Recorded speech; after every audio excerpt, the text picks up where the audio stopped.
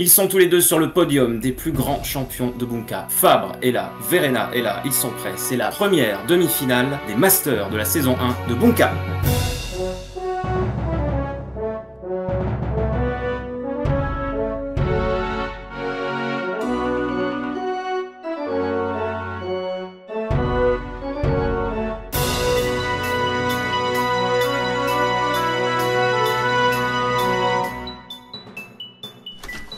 Et bonjour à tous, je suis très heureux de vous retrouver pour cette émission très importante, très sportive, qui s'annonce demi-finale des Masters.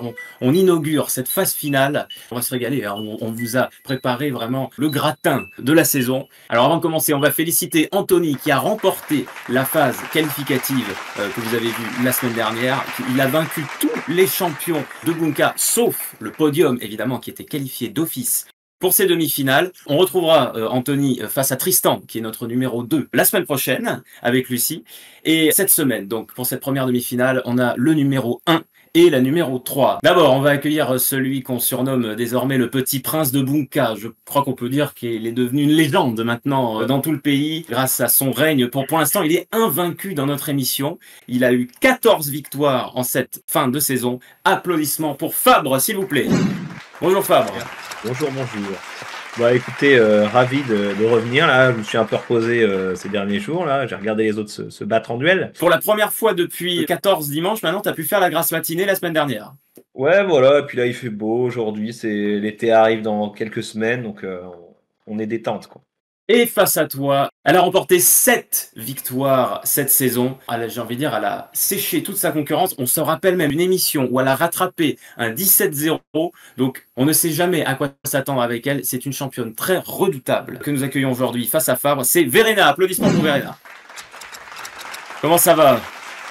Bah écoute, je suis ravie de revenir parmi vous. C'était vraiment une chouette expérience la première fois. Toutes ces émissions, c'était vraiment sympa à tourner. J'ai appris des choses et je suis ravie de revenir et d'affronter Fabre, même si bon, forcément, adversaire peu rassurant.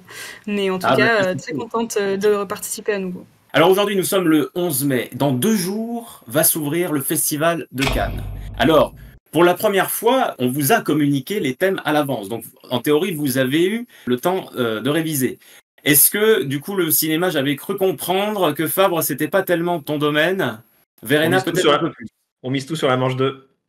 Ouais, bah de toute façon, on sait très bien que ça va se jouer. Vous êtes une telle fusée sur le buzzer, l'un comme l'autre, que tout va jouer sur la manche 2.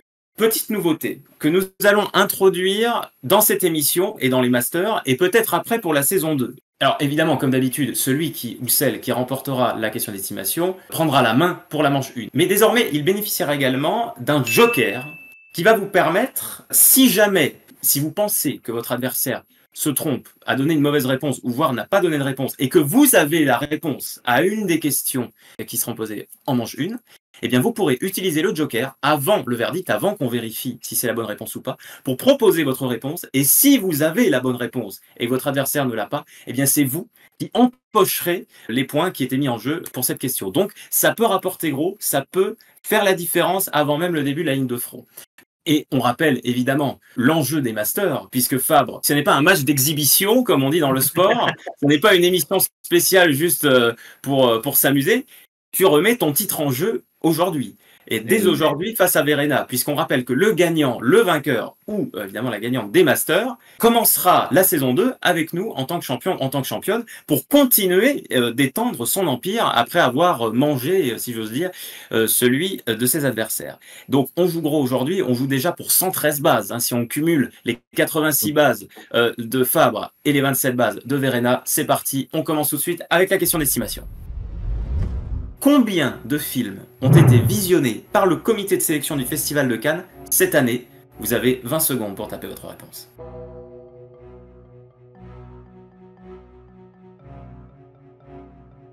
Et le temps est écoulé. Alors, vous m'avez donné tous les deux vos réponses. Fabre a proposé 560 films. Déjà, il faut trouver le temps, même avec plusieurs personnes. Verena, un petit peu plus raisonnable, mais quand même, a proposé 265, précisément. Alors ce que je peux vous dire, c'est que vous êtes en réalité tous les deux très loin de la bonne réponse. Puisqu'ils ont visionné, le comité au total a visionné 2909 films. Donc c'est Fabre qui est le moins loin et qui va donc prendre la main pour la manche 1 et également le Joker. Tout de suite, c'est parti pour la manche 1. La prise de position. Alors là, évidemment, l'enjeu est gros, donc dès la manche 1, il faut quand même si on sait que tout va se jouer dans la manche 2, mais c'est quand même bien d'avoir un sérieux avantage dès cette première manche. Festival de Cannes, de quoi ça va parler à votre avis? Sur la ville de Cannes. Voilà, ne pas parler de cinéma si possible. Alors on va voir s'il y a des questions géographie, s'il y a des questions sur les rues de Cannes peut-être. Bon, sans plus attendre, découvrons les 3 thèmes. Les Palmes d'Or, grand classique, les présidents du jury et les scandales sur la Croisette. Alors bon là je crains qu'on reste vraiment sur le festival, hein, donc ça va être du cinéma. Alors président du jury, petite précision, on parle de la compétition officielle, c'est-à-dire la sélection pour la Palme d'Or, et non pas la quinzaine des réalisateurs, la caméra d'or, enfin les autres jurys annexes. C'est donc Fabre qui a la main, qui peut donc choisir la première question. Bon, on va commencer sur Palme d'Or pour 2 cases. Quel film de Volker Schlöndorff, adapté d'un roman de Günter Grass, remporta la Palme d'Or en 1979? Il était ex-aequo cette année-là avec Apocalypse Now de Francis Ford Coppola. Alors, petite dédicace à un pote à moi qui s'appelle Clément, où on a un délire sur le film Apocalypse Now. Donc on sait tous qu'il a obtenu la Palme d'Or en 79. Et l'autre, je crois que c'est Le Tambour. Verena, t'as l'air plutôt d'accord? Oui, pour moi c'est ça aussi. Bon, alors on vérifie. Oui, bien joué, effectivement. Le Tambour, bien joué Fabre, qui marque les 2 premières cases de cette émission. Verena, c'est à ton tour. J'ai envie d'essayer les Palmes d'Or pour 3 cases. Allez, on est fou, on est joueur. C'est parti. Quel film a remporté rétroactivement la première Palme d'Or du festival qui a été annulée en 1939 en raison du déclenchement de la Seconde Guerre mondiale lors d'un jury spécial qui était réuni en 2002 et présidé par Jean d'Ormesson? C'est un film de Cécile B. 2000, si je dis pas n'importe quoi, et c'est Pacific Express. T'as l'air assez sûr de toi. En fait, j'avais écrit un questionnaire un jour sur des récompenses à titre posthume, et il me semble que j'avais lu l'anecdote à ce moment-là. Ah, bah effectivement, oui, comme quoi ça aide de rédiger, on va voir si c'est ça. Fabre, tu serais d'accord ou pas tellement? J'avais une autre idée en tête, mais je veux pas gaspiller mon joker là-dessus. N'utilise pas le joker? Non. Bon, alors on va vérifier.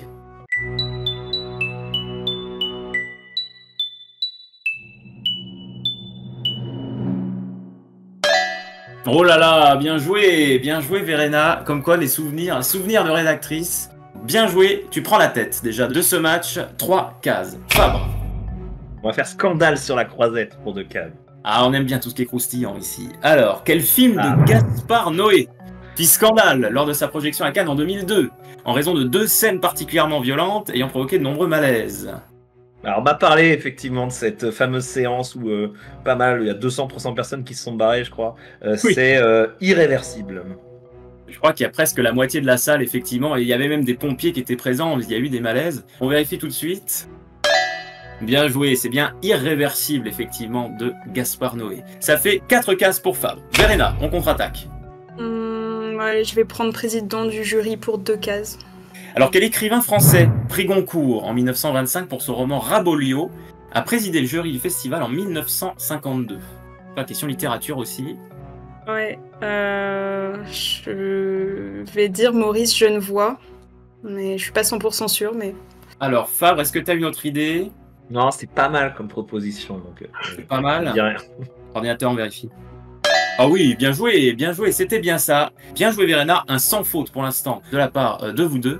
Vraiment, on se régale. Fabre.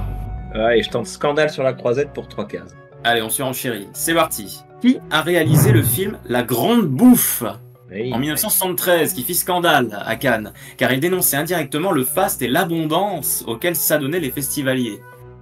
Allez, je tente Claude Zidi. Claude Zidi. Ordinateur, on vérifie.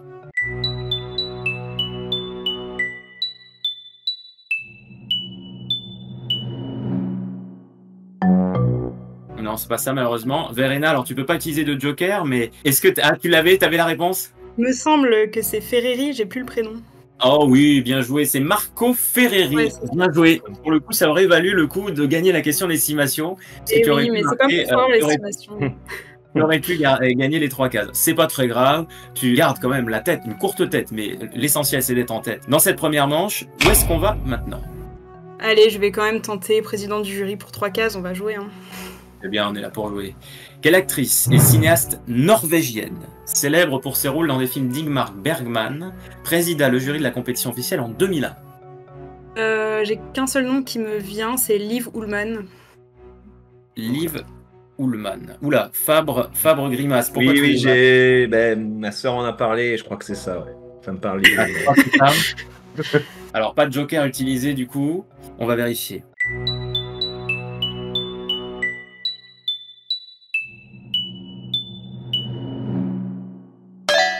Eh oui, bien joué. Verena qui continue sur sa lancée, un sans faute, 8 cases remportées. Bien joué, c'était bien Liv Ullmann. Alors là, maintenant, ça va être votre dernière question à tous les deux. On va terminer en douceur, avant d'attaquer dans le dur avec la manche 2.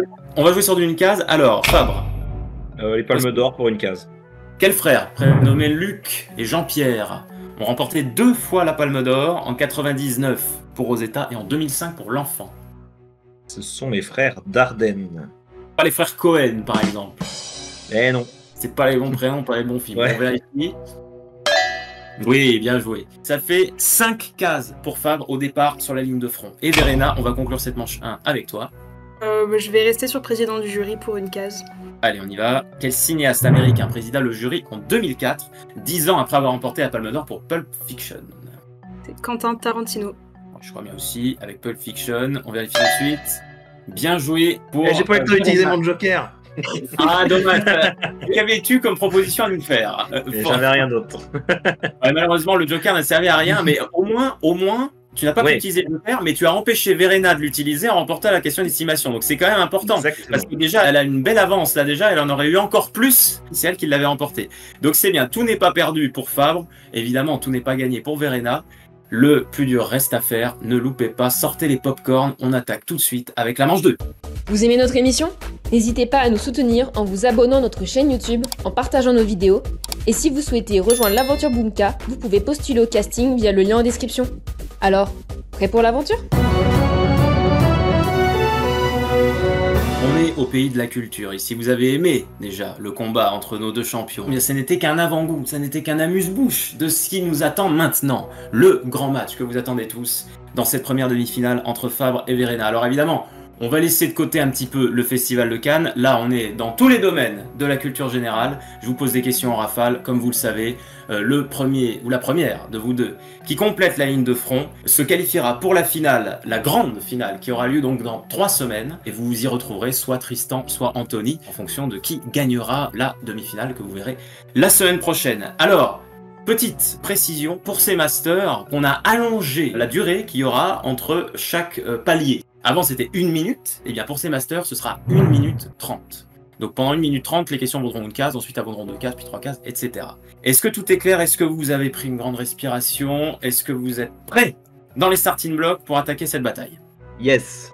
Ouais, tu es prête? Le match commence dans 3, 2, 1... Top, c'est parti. Dans quel arrondissement de Paris se situe le célèbre cimetière du Père-Lachaise? Fabre. 18e. Non, c'était le 20e. Quel jeu vidéo a obtenu la récompense du meilleur jeu indépendant lors des Game Awards 2024? Verena. Split Fiction. Non, bien tenté, c'était Balatro. Quel explorateur portugais, célèbre pour avoir entamé le premier tour du monde en... Magellan. Oui, c'est bien Magellan. Quels éléments du domaine animal peuvent être des tectrices, des rectrices? Fabre. Des plumes. Oui, des rémiges ou des pennes sont des plumes. Quel chef culinaire, né à Poitiers en 1945? Fabre. Mince, comment il s'appelle? Je connais que lui. Ah, j'ai plus. Ah, non, pas de réponse. C'était Joël Robuchon. Eh oui. À quel poète suisse et français, né en 1887, doit-on la prose du transsibérien et de la petite Johanne de France? Poète suisse et français, pas de réponse. Alors on passe, c'était Blaise Cendrars. Quelle ville, connue pour son centre historique, surnommée la Petite Venise, et... Fabre. C'est Colmar. Oui, abreuvoir du musée Bartholdi, dans le Haut-Rhin, Colmar, bien joué. Dans quelle série musicale américaine peut-on retrouver les personnages de Rachel Berry? Fabre. Glee. Oui, c'est bien Glee, bien joué. De quel pays africain, dont l'anglais et le tchewa sont les 2 langues officielles, Lilongwe est-elle la capitale? Fabre. Malawi. C'est le Malawi, bonne réponse. Quel grand événement sportif s'est déroulé pour la première fois à Paris le 18 septembre 1976? Verena. Non, j'ai rien en fait. Non sportif, non, pas de réponse. C'était le marathon de Paris. Quelle série de jeux vidéo qui comprend des opus tels que Ghost, Modern Warfare, Fabre. Call of Duty. Oui, Black Ops. Quel mot désigne aussi bien une correction apportée à une œuvre qu'un désir de corriger? Fabre. Un repentir. Corriger, c'est fait. Bonne réponse. À quelle famille de plantes contenant des alcaloïdes pouvant s'avérer toxiques? Verena. Solanacée. Appartient à la sanguinière du Canada, non, c'était les papaveracées. Ouais. Dans quel pays est né le célèbre milliardaire Elon Musk? Afrique du Sud. Oui, à Pretoria en Afrique du Sud, bien joué. Attention Verena. Quelle actrice, notamment vue au cinéma dans Nos Jours Heureux et à la télé dans Verena? Marie-Lou Berry. Bien joué, oui, bonne réponse. Dans quel isoloir allez-vous si vous vous trouvez dans le... Fabre. Waouh. Je sais pas. Confessionnal. Oh oui, oh là là là là, c'était chaud, mais c'était ça. Attention Verena. Dans une expression que l'on peut traduire en anglais par Pride comes before a fall. Verena. Dans le ravin.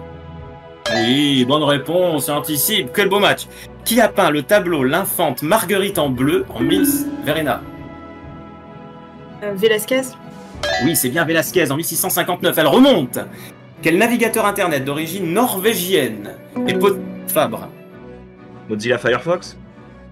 Non, c'était Opéra norvégien.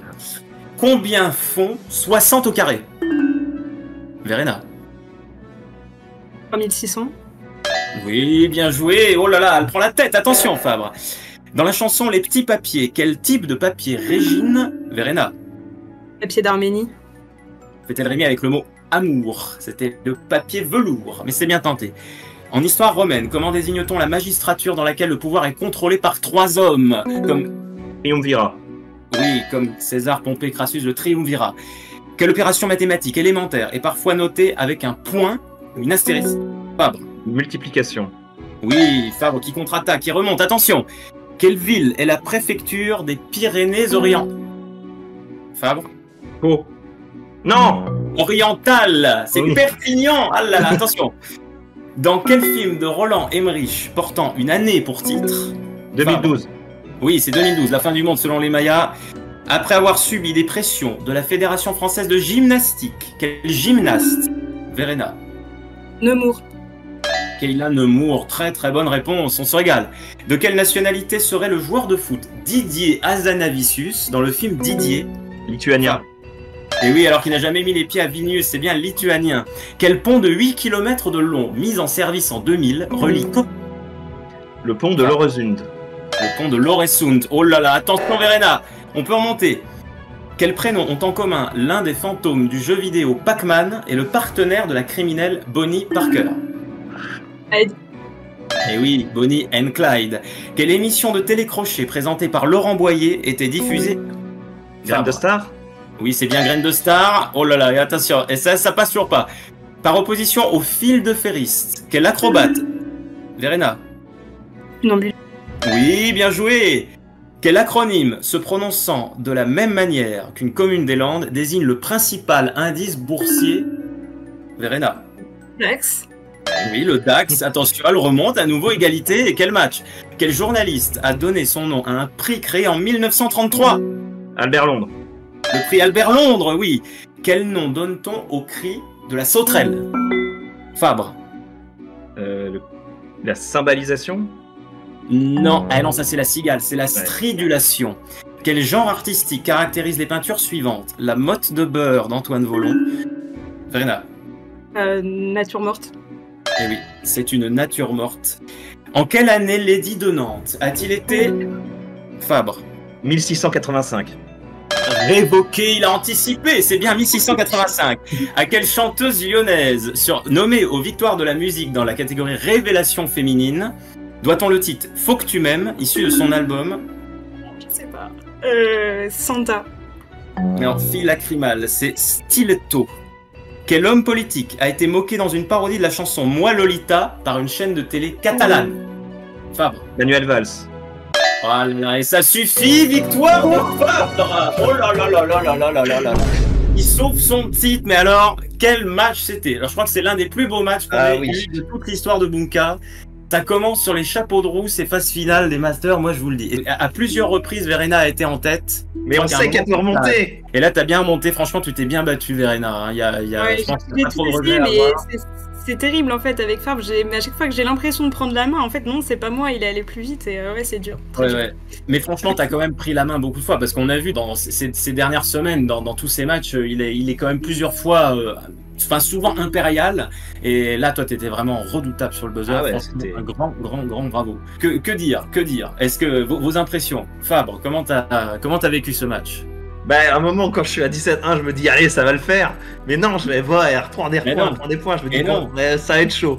Et on l'avait dit en début d'émission, ça n'est jamais fini avec Verena. Même à 17-1, elle peut remonter et contre-attaquer et on ne voit pas venir. Verena, quelles sont tes impressions? C'est hyper stressant vraiment cette manche à chaque fois, c'est pareil, et comme là ça durait, c'est dur de rester concentré, et ouais, bravo à Fabre qui a été très fort, franchement, moi j'avoue que la dernière de toute façon je l'avais pas, donc bravo vraiment. Ouais, franchement, bravo. Ouais, le catalan, ça a été l'indice décisif pour Manuel Valls. Ouais. Mais il y a plein de réponses que vous avez anticipées en plus. Par exemple, pour les 10 de Nantes, évidemment, c'était pas 1598. Mais on sait pas. Non, mais franchement, un grand bravo à tous les deux. Vous avez créé du contenu, comme on dit sur Internet. Et ça fait plaisir. Donc Fabre, qui est donc qualifié pour la grande finale. On te retrouvera dans 3 semaines. Tu vas pouvoir te reposer un petit peu, souffler. Yes. Ça va être un repos bien mérité. Et on te retrouvera soit face à Tristan, soit face à Anthony, puisque ça, on va le savoir la semaine prochaine, avec Lucie qui va présenter la 2e demi-finale. Et Verena, donc du coup, pour te consoler quand même. Franchement, après un match comme ça, on peut pas se quitter comme ça, c'est pas possible. Donc tu disputeras la petite finale pour la 3e place, qui aura lieu dans 2 semaines, face donc à celui qui échouera la semaine prochaine. Tu vas tenter de te consoler quand même pour aller chercher le podium de cette première saison de Bunka. Franchement. Je peux passer un petit message? Oui, vas-y. Bon anniversaire à mon pote Mathieu, le 11 mai, son anniv, donc j'en profite. Ah, c'est ton anniversaire. Bon anniversaire à Mathieu, on le salue amicalement. Verena, un petit message aussi?